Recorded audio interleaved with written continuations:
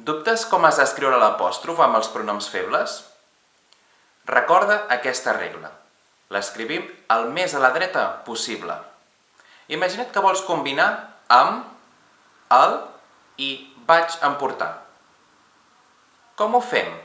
Doncs escric me'l vaig emportar.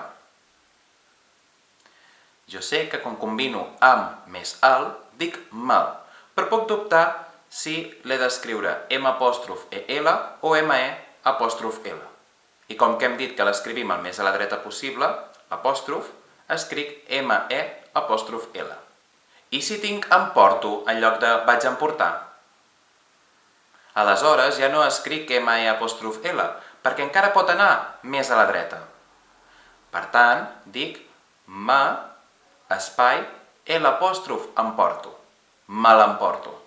Em pots escriure una frase amb un pronom apostrofat?